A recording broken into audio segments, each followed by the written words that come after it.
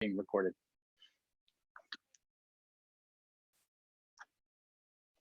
There we go. Awesome. Thank you so much, Jeff. And really nice to meet all of you. And thanks so much for having us today. Jake and I are really excited to dive in and introduce you a little bit more into how we think about the world here at Widewail as it relates to reviews and your online reputation. I'll kick it over to Jake to introduce himself, and then we'll kind of take it away and go from there. Awesome. I'm Jake, Director of Marketing here at Widewail. And we've got a good presentation for you today, so excited to have Scott on the call as well. Bolton Valley Widewail client for almost coming up on the 2-year anniversary here, so that's exciting. But figure we just jump right in, Katie. Yeah, awesome. Yeah, Scott will be shouting you out a couple times maybe throughout this presentation, so I appreciate it. And my name's Katie. I am an account executive over here at Widewail. I grew up in Vermont, grew up in Middlebury, have lived almost all of my years here, so excited to be connecting with the local community in different ways. So awesome. So let's jump right in. I'm going to go ahead and share my screen to just walk us through our presentation today. So let me just go move this around. Perfect. All right. So can everyone see this? Good to go. Okay. Awesome. So what we're going to talk about today is how to win in local search, and we'll get into what local search means, but how we think about Google reviews and how this can really enhance your performance as folks are looking for hotels, looking for breweries in the area, looking for restaurants, and how Google has really taken on using reviews to help populate those businesses in search. A little bit about us. We, as Jeff mentioned, we are local. Our founder and CEO, Matt Murray, also grew up here in Vermont, was a dealer.com guy for many, many years, has spent his career in digital marketing. Some select hospitality clients, Bolton, we mentioned Scott, BB Co, Jack's Abbey, some restaurant groups, coffee shops, specifically in hospitality, but you'll also find us in almost every other industry. Google reviews and reviews in general are so important, whether you're buying a car, whether you're choosing a place to live, whether you want to get rid of pests in your home, who you're calling.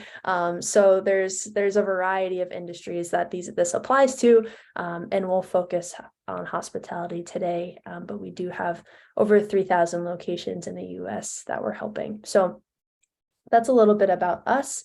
Quick overview of what we'll cover. So we'll go over a brief look at trust, how we think about trust in the world today, how it's changed in the past 20 years or so. And then we'll dive into really the meat of it, reviews and how they impact local SEO, tactical reputation advice. So what we advise around asking for reviews, generating more reviews, and then also helping to manage and respond, and some feedback there on what works well. And then we'll look into the future, where are we headed when it comes to search, based on visual. You think of TikTok, Instagram, all of these very visual platforms that exist today, and we'll kind of take a look at where we're headed in that regard. So before we dive in, just wanted to give some quick definitions here. So when we talk about reviews, we primarily mean Google reviews. We'll dive into some research around how TripAdvisor and Yelp still have some relevance in the hospitality industry today. But when I am talking about reviews, we are referencing Google for the most part. Local search and local SEO. So we were talking to Jeff about this yesterday. So this means, searches on Google that have location-specific intent. So it doesn't necessarily mean the searcher needs to be in Burlington. They just need to use Burlington or a location to qualify in that search. So these types of searches are relevant to local businesses because local businesses do display in the map pack, which we'll get to in a minute, no matter where people are in their search. So it doesn't necessarily mean they have to be in the area. So they can get BTV specific content in that specific search experience, no matter where they are. And then the map pack is a direct result of these local location specific searches. So the experience in which 3 local businesses are listed at the top of the search results, this is a derivative directly of Google Maps. So we'll give you some visuals on what this looks like and where those local businesses are ranked. But just wanted to give that definition of the map pack and what we're talking about there.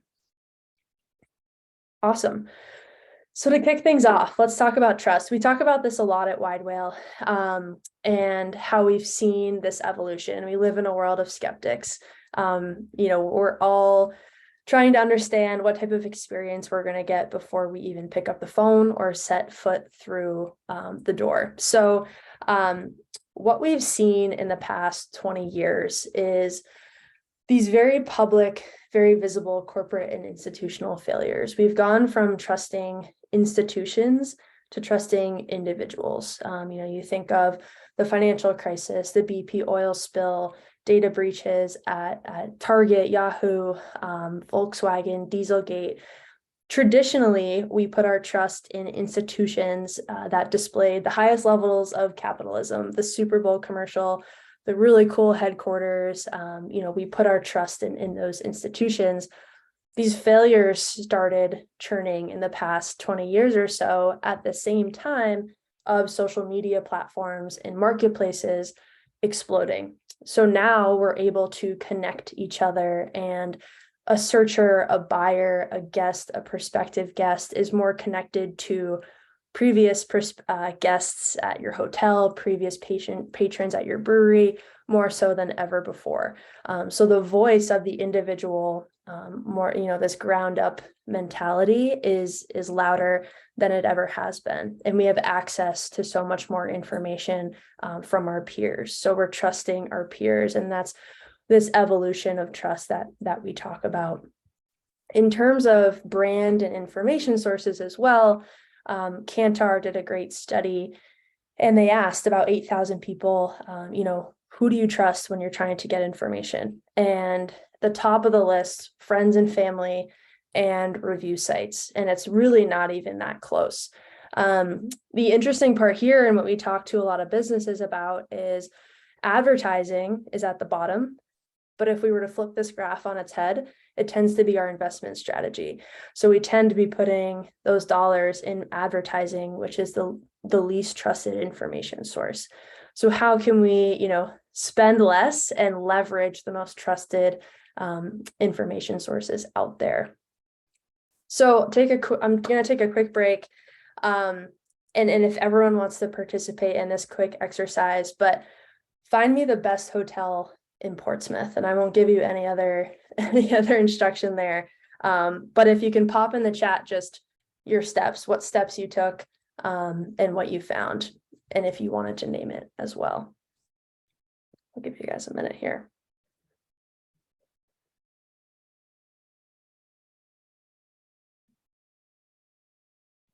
And while we're doing this, is there anybody on the call that does not fall within the hospitality industry? Just so that we can make sure we're tuning things appropriately.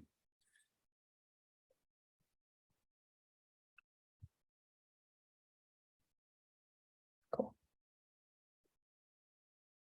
Awesome. So, and you don't have to type in the chat if you want to come off mute, but what was kind of that first motion from you guys for finding the best hotel in Portsmouth? Google for me. Google. Yeah. Google search. Yep. Awesome. And what was there a particular hotel that popped up for you that you clicked on right away? And was there anything that kind of influenced that click?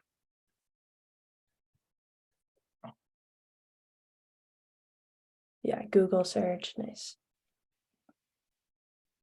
Yeah, Hotel Portsmouth. They were the leader for my search, so I was checking them out.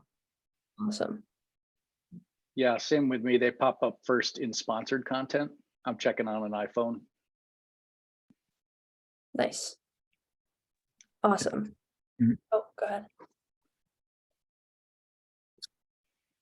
Sounds good. Yeah, no, I don't have anything to add there. Oh, sorry, they're gonna jump in. Cool. Okay, so that motion of using Google is really what 92% of the people out there do. So Google has that 92% search market share. Yeah, Sheridan, Portsmouth, Harborside, 1,100 reviews. Awesome. So that search that came up, that local map pack, that's what we're going to talk about in a minute here, and how we can use reviews to really leverage that visibility. So I know in my searching, you know, like you guys, you go to Google, you're clicking on those reviews, and without a active strategy, you know, if there's not a lot of reviews, David, you mentioned that volume, if there's unflattering organic feedback. So this idea of, and what tends to happen is, if there's not a proactive strategy to ask for reviews, most of the time it's going to be someone who's unhappy. The 5%, 3 to 5% who tend to be the loudest on the internet to go online and leave that feedback. No response, you know, no brand side of the story. So there's opportunities in this local search, in the map pack, through reviews, to create a really proactive strategy to represent, you know, your business, your hotel, brewery, as the best option as folks are searching. So now we'll talk about SEO and why this is so important. So organic local SEO strategy. So when you search, those ads pop up, and then we have the map pack here, and then the organic listings at the bottom. So when we're talking about the map pack and in search, we're really focused on it's 50% of clicks on a page go to that map pack. So trying to show up as those top 3 businesses, as we mentioned, and reviews are really fueling this particular section in a unique way. So the classic organic listings, that has to do with your website, brand, you know, authority, backlinking, SEO strategies, which is important. But the listings on the organic side tend to be the Expedias, the TripAdvisors, the blog posts talking about top 10 hotels. It's not necessarily your direct website. The map pack is this nice little golden place where those large companies can't touch. This is inherently local. It's inherently your owned asset of the GBP, Google Business Profile, that is showing up in this search. So you can use reviews and strategies for optimizing this asset to compete with those larger corporations that are spending so much more money. But really what we're talking about is 50% of clicks going to that map pack. So it's a unique opportunity to not have to compete in dollars and cents with those larger sites. So that's what we talk about when we talk about this organic strategy in local search. Now, this is not something that has been around for 20 years. So in 2017, just a little historical context here, the Search Engine Journal for the first time came out with an article and said reviews are the most prominent local SEO ranking factor in 2017. We saw the rise of the map pack, Google wanting to be, okay, I'm not just going to be the yellow pages. I'm not just going to be a listings agent. Where is Jeff located? You know, where are the closest places to him? I want to be a recommendation engine, and I want to recommend the best places for people to go. And so using review volume, frequency, quality, and response are all factors that Google takes in as they populate businesses in that search. So in 2018, Moz, which is another publication, said, hang on, we've actually been tracking this since 2015 and have seen this really impactful increase on the importance of review signals on your GBP. And brings us to today, you know, some more research around this, but really to the idea that Google reviews is that number 2 ranking factor, the volume, frequency, quality, and response. And so for the first time in 2020, it actually surpassed the location of the searcher which is what I just mentioned. Not necessarily spitting out the businesses that are closest to the person, but actually using reviews to be a friend and recommend. Because at some point, if you're looking for the best dentist and you have a dental emergency on Cape Cod when you're traveling, and Google sends you somewhere that is 2 stars, you're going to have a little bit of a, hey, I searched for the best. I want the best. This is an emergency. So Google, wanting to maintain that search market share, has become that recommendation engine. So I'm going to kick it over to Jake, who's going to talk a little bit more about, okay, so we talked about Google. Are other sites relevant? Katie, can you pop back to the last slide for one Of course. point? So it's also worth noting on this list that, so when you have your Google My Business profile information, which is your name, address, and category, that stuff, reviews and proximity, of those top 3, the only one that you can regularly impact and influence as a business owner is reviews. You pick your category, you input your information once, and it's more or less set.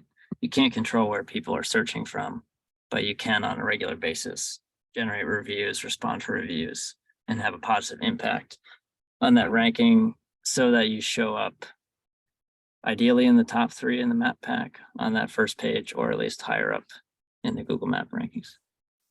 So let's jump over to the next slide, Katie. And so I think a worthwhile question, especially today, because it continues to change, is where should your efforts be directed? Which review sites are worth your time, worth your resources? And every business has a finite number of opportunities for how many reviews they can generate.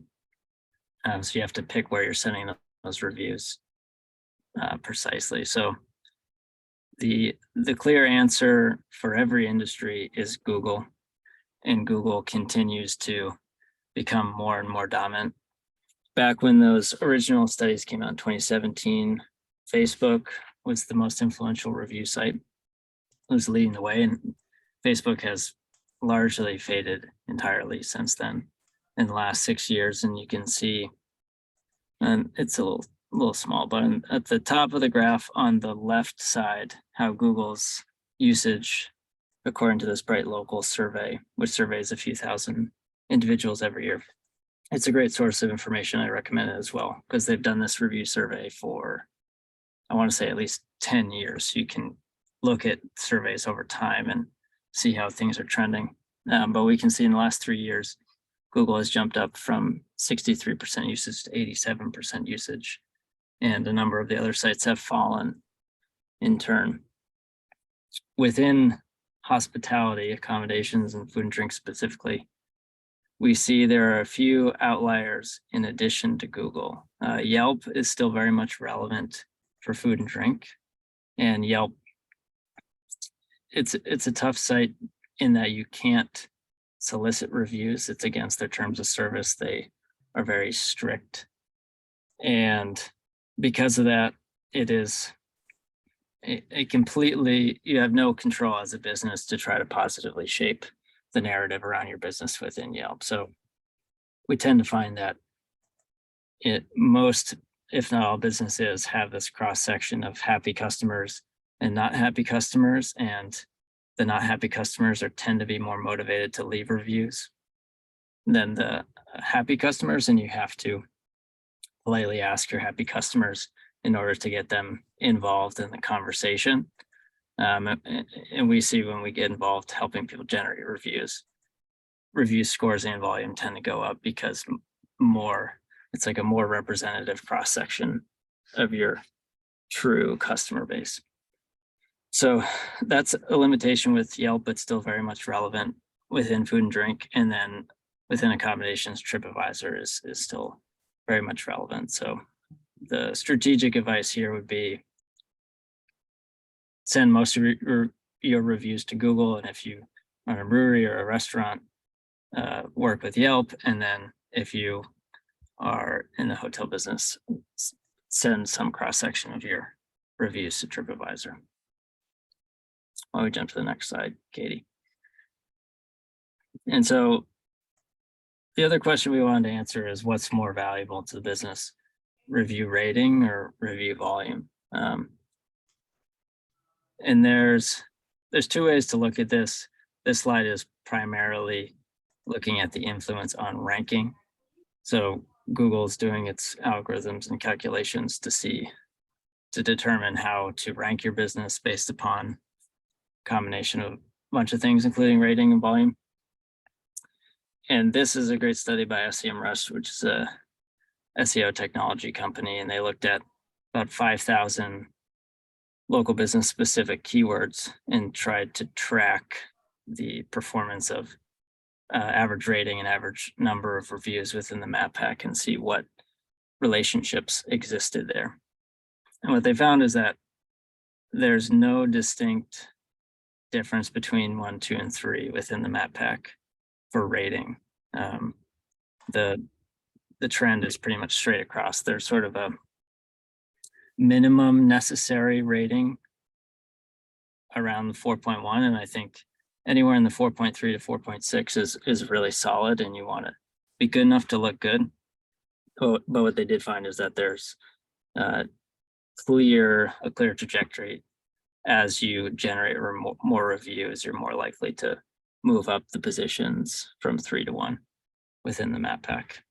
And reviews being sort of a proxy for popularity and very influential. But if we pop to the next slide about looking at ratings, there's sort of a minimum necessary rating to be attractive to people. The wisdom from the papers that I read is essentially review rating. Your audience understands that it's subjective, so they're willing to be flexible with it to a certain point. And the minimum is 4.0. You should definitely be above 4.0, largely because if the searcher uses any modifier like best or top rated, Google is going to automatically filter out anything below a 4.0 rating. You can kind of see it highlighted here barely, but so every business coming up on this list is a 4.0 or higher, and that is the minimum threshold. And then we recommend kind of a 4.3, 4.6, as I said. But we also see when people start to generate reviews, a bump in rating around 0.3 stars is what we tend to see. That's it for that slide, Katie. Cool. Is there, before we move on to the next section in tactics, any initial questions that have come up, or we can certainly save it for the end as well, but just want to make sure we address everything if anything came up for you guys.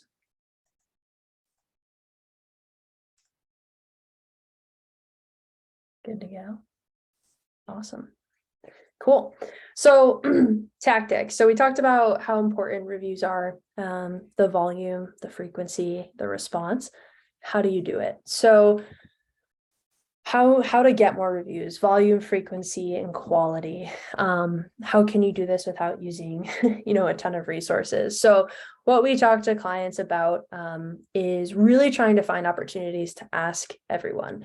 Jake mentioned this, but increased opportunities to asking everyone, leading to increased ratings, using SMS. So this is fundamentally something that's a part of Widewail, but everyone is on their phones. If you have existing communication with customers, with guests, being able to ask them via SMS can be really powerful. And then automating it to be able to save time, staff resources, take this off their plate, but you're getting into the cell phones and pockets of people that come through the door to ask for this online feedback and be proactive about it.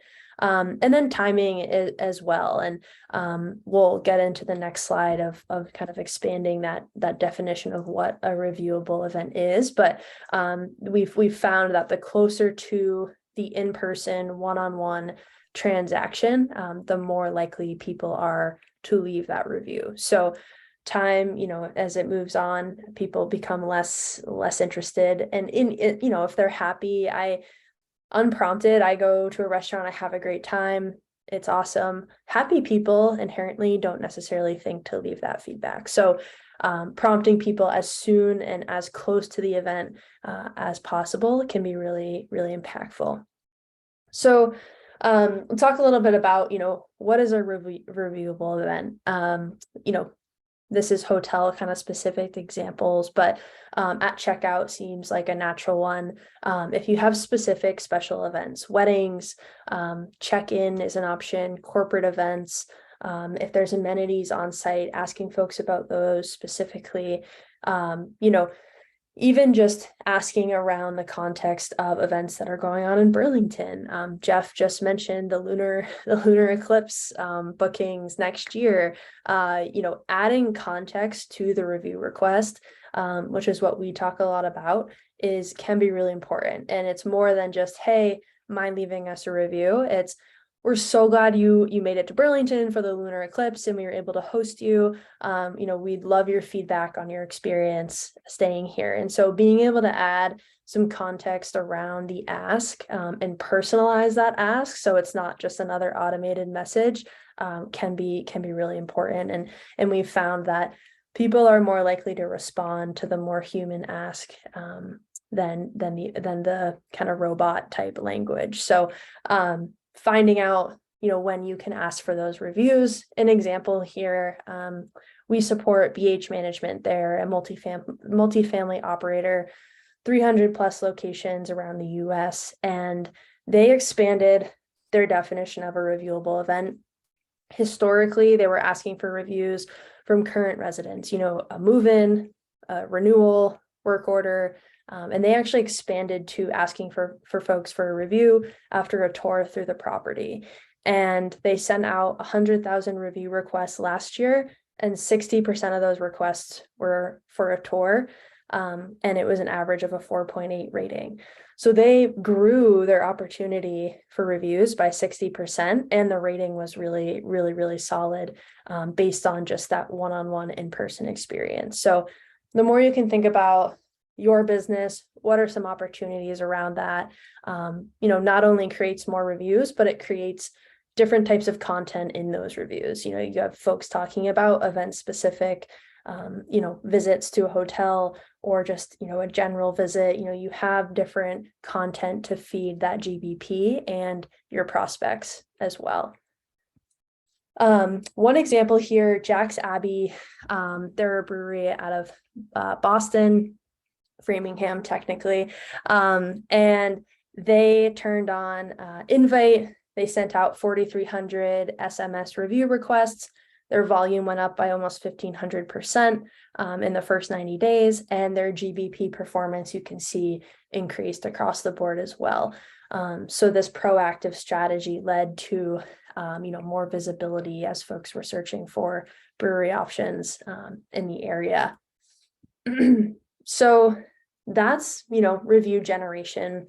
The impact of response, and this is where I might call on Scott in a minute here, is responding to reviews positively impacts local search rankings.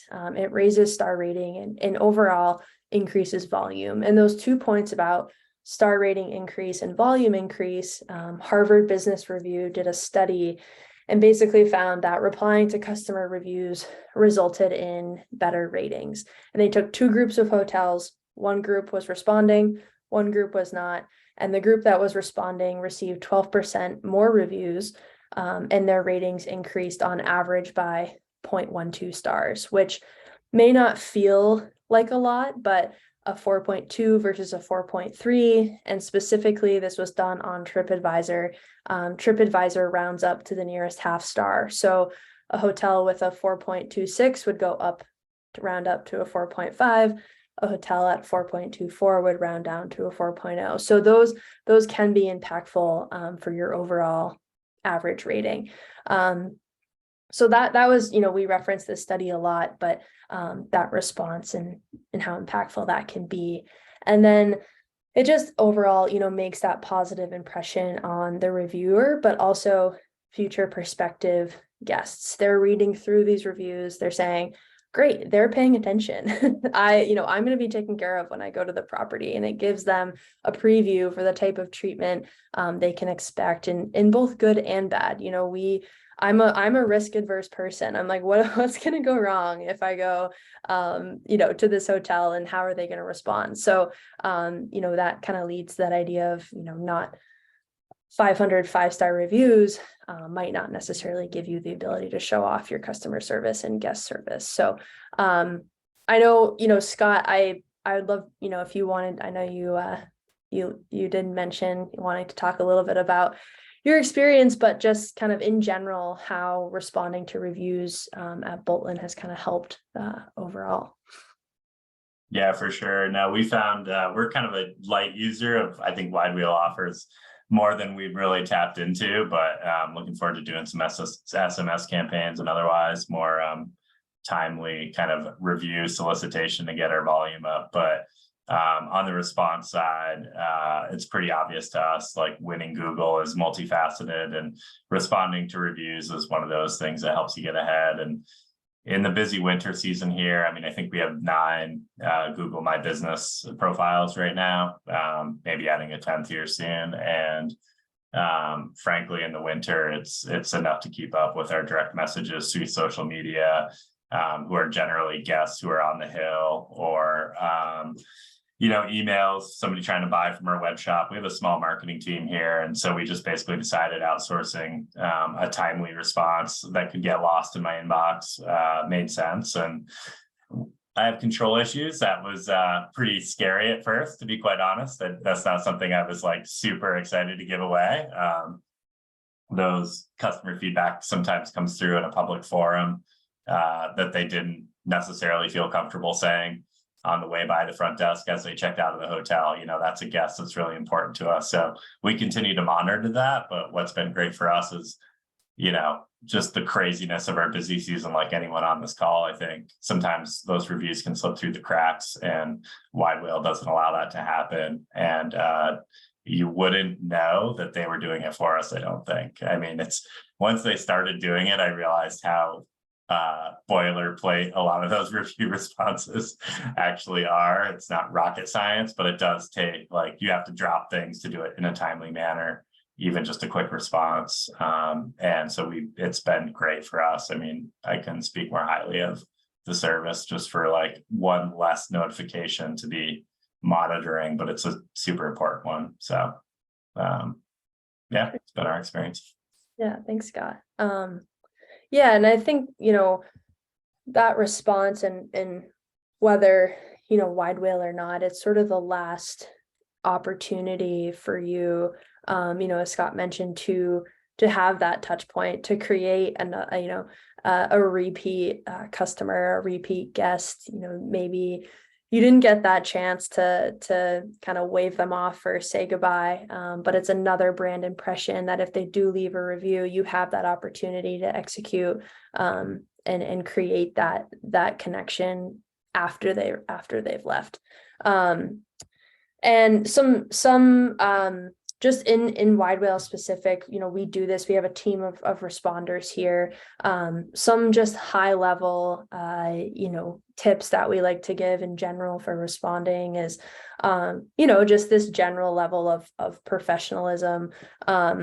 Knowing that it sometimes reviews can be, especially if it's negative, it can be this really emotional event. You're like, oh, well, that didn't happen. So we kind of step in as a third party. We monitor multiple sites and help you tag reviews, so you can understand, different topics and what the average rating is. But then just ultimately be really proactive with trying to acknowledge every single review and then get it offline and provide a next step, an actionable item for that reviewer. Here we get it. We hear you. Here's who you should reach out to get this resolved. Oh, Julia, thanks so much. So that's a little bit about, this is kind of internally our Widewail platform. But just some high level kind of suggestions, especially when it comes to negatives and how to respond there. We do, publicly, this would say replied by owner, Rachel at Widewail just is working with you on this review. So there's a lot going on here, but just kind of this general sense of how we work and how we think about things as it relates to those negatives. I'll throw in that we don't respond directly to negative reviews without working with the business. So obviously we're not there on site in order to know exactly what happened. So we have a process set up where our team will draft a suggested response based upon what our best practices, and then kick that over to the team at the location, and they'll be able to review it and be like, oh, that's not really what happened. Can you tweak your response? And have it back and forth internally, and then we'll redraft it and push it out or send it back to you. And then ultimately the client will approve the message and publish it. I will, Kate, if I could, I would say that's the other big value prop we've really appreciated is not only being able to really customize those responses to negative reviews, because obviously they deserve more of a customized response than like, thank you so much. Hope to see you again soon for all the positive ones. But those negative reviews, whatever channel they come through, even like negative feedback through like Instagram, direct messages, like wherever you get that negative feedback, I don't think you could undersell how much of an emotional toll that can take on the individuals who have to respond to all those things. And I think that's often underappreciated by organizations. And that's been a really nice feature as well. Just that before we even notice the negative review, you've already crafted a response for our review and our tweaking, but it's like we're already in solutions mode before the impact of that negativity even like brought us down. And so that's a feature that's been like something we didn't really anticipate, but like just taking the edge off some of that negativity goes a long way. Awesome. Yeah, and I think it's an opportunity, that input, whoever's responding. I was talking to someone the other day. We'll never suggest picking a battle online, but there is always a way to incorporate your side of the story in a really professional and polite way. So like, for example, this coffee shop, someone ordered coffee and it was a bad batch and they left a bad review. And the owner was like, yeah, and we sent him a new batch. And I was like, great. You can say that in your response. Like, thank you so much for giving us your feedback.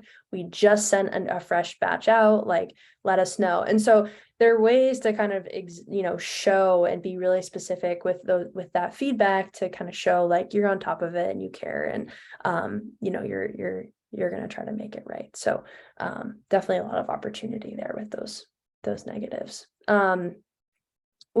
Some more performance examples, and we talked about Jack's Abbey, but this is a restaurant group that's on review response only for a year. You can see the volume increases and the GBP increases. This is all data that we pull in our platform. You can see the solid line is the year we started responding, and the dotted is the previous year. So, just in general, high level, how impactful response can be with conversion and visibility. And then lastly, I'm going to kick it over to Jake to kind of talk a little bit about the last part here, which is that future of search and where we're headed. Yeah, I suppose this is a little fun one, food for thought. We started dabbling a little bit more with video, and I think the natural evolution of Widewail and working with businesses to surface the voice of customers and use that to build trust is video. And there's been some reports this summer really caught my eye of the TikTok coming onto the scene as a quote unquote search engine, and Google's freaking out and worried about their market share going away. And I highlighted on the left a quote from a senior level employee at Google talking about in their research, a large 40% of young people prefer to use TikTok in order to search over Google Maps or Google search. And it speaks to this concept of search as a visual medium and the future of discovery within search could be visual, and there's some obvious value there. I did a sample search within TikTok, breweries or hotels, Burlington, Vermont, and instead of a list, like a massive wall of information, you get all these different videos, and you can really just get be immersed in the experience and see it firsthand, and find new hotels or restaurants that are compelling based upon how they look and how the experience might be perceived. And while I don't think visual search and reviews videos in this case are relevant in all industries today, I do think it's particularly relevant in hotels and hospitality and in restaurants. I think that the TikTok angle is super interesting. And following along with this last year, these reports about TikTok came out in July, and then come the end of September, when Google was launching a bunch of new products for their search platform, everything they launched was related to creating a more visual search experience. So Google is reacting strongly to TikTok and Instagram, seeing that the market's trending that way. And so we were looking at all this, and we launched a new video product that uses SMS to generate reviews. And I think like it's a pretty interesting new way to think about driving discovery of your locations, is through more visual search experiences, and I expect that to become more front and center in the next few years. Awesome. Thanks, Jake. Well, we're at, about a little 2:50. That's what we have for you guys today. And we're more than happy to dive into any Q&A or thoughts that have come up from all of that. Sharing my screen here.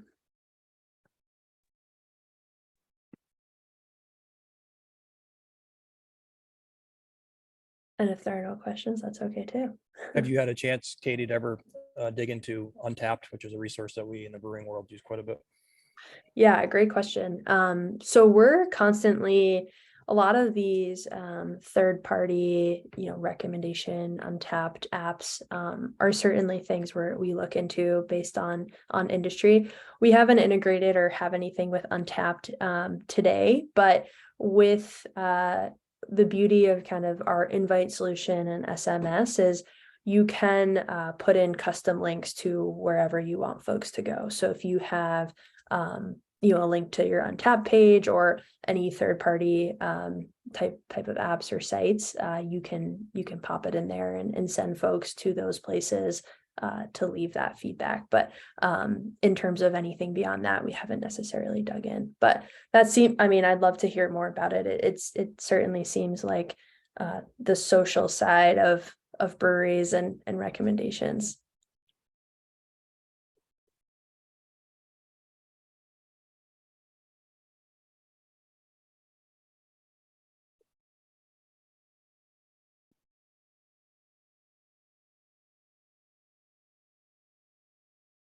Perhaps, I don't know if you are the right people to be asking at Widewail, if you've dug into this yet, Jake or Katie, but curious how you see the AI revolution impacting Google and search results, and if it's too soon, if you don't have your formulated response for this yet. It's understandable, but It's we think about it a lot.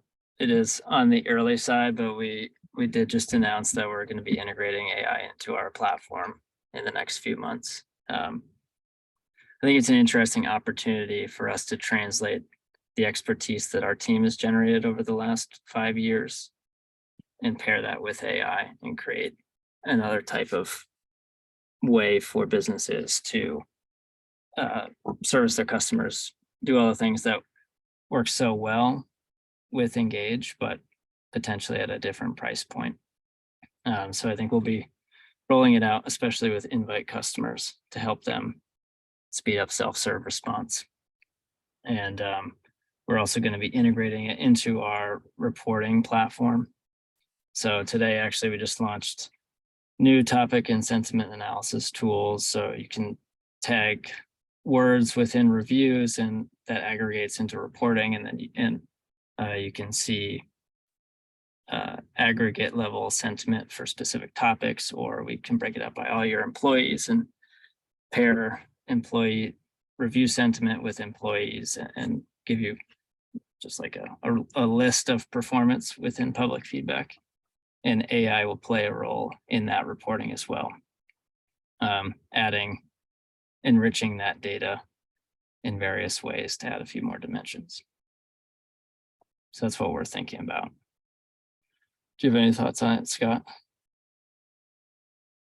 No, that sounds great. We're looking at it for automated responses, chatbot or otherwise, and just, I mean, my biggest curiosity, I didn't really realize people are using TikTok as a search engine. So thanks for that. I'll try that next time I'm traveling or something. But secondly, just I'm curious how much, Bing and ChatGPT might really change the Google search engine game in time, or if they can hold on to what they have.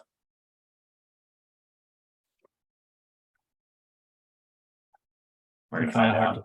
I find it hard to believe that Google is going to take a massive hit, but they're probably going to take some hit. There does seem to be some fragmentation in terms of different experiences of finding new information. But then Google's also integrating those and building it into their own platform to fight back against it. So I haven't seen any clear indications just yet.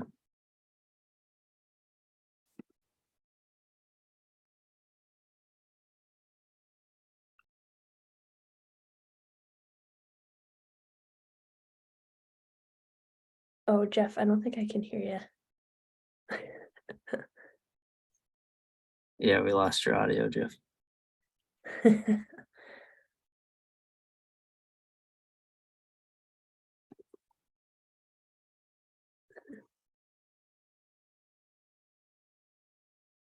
Thanks for joining us on this Wednesday afternoon, everyone. Is anybody actively soliciting for reviews now, or managing responses, or doing any of these activities? You are, Ryan? Shaking your head, yeah, or nodding. Dave is, who's on the call. Davis.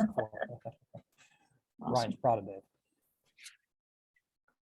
Awesome. Jeff, I think you're back. I'm back. I had to switch. This happens every webinar we do. My audio kicks out in the last 5 minutes and I have to take over poor Tom's computer. Bad voodoo in the old building, I guess. But I was just about to say, I don't want to cut us off early, but if there are no more questions, we can wrap this up and let folks go. And if anyone has any interest in reconnecting with Katie or Jake, by all means, just reach out to me and I'll put you in touch ASAP. And Katie and Jake, thank you both so much for sharing this with us and taking the time to meet with this group today. It's greatly appreciated. Of course, thank you for having us, and Absolutely.